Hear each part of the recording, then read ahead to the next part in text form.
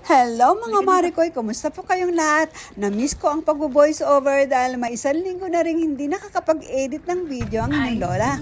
Kaya naman ngayon na isamahan niyo ang lola sa mga kaganapan ngayong araw. Nagaya si Grace na samahan ko daw siya na magpa-extend ng kanyang eyelashes. Kaya naman sinundo niya ako at kumain na muna kami ng lunch sa Lala Portogo. Ayan, nakikita niyo ba ang ulam namin ay grilled mackerel o inihaw na saba. Fast forward na tayo. Ayan, natapos na ang eyelashes ni Grace. At pagkatapos ay diretso kami sa Expo 2005 Aichi Commemorative Park or Aichi Chikuhakukinan Park. Malapit lang din siya sa Iyon, Nagakute. Ang laki ng pinagbago ng park dahil sa ginawang renovation. Sa loob ng park na ito ay makikita nyo ang Ghibli Garden na sikat na animation dito sa Japan. Sayang nga lamang at hindi na namin ito mapupuntahan dahil sa kulang ang oras.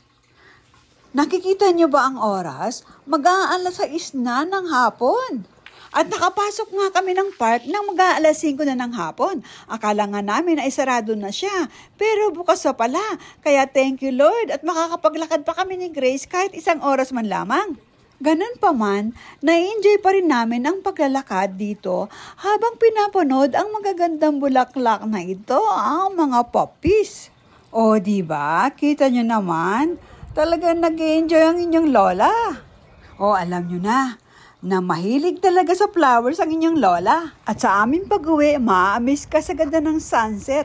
At nasabi ko na nga lang ay thank you Lord. O diba? O siya, hanggang dito na lang. Bye!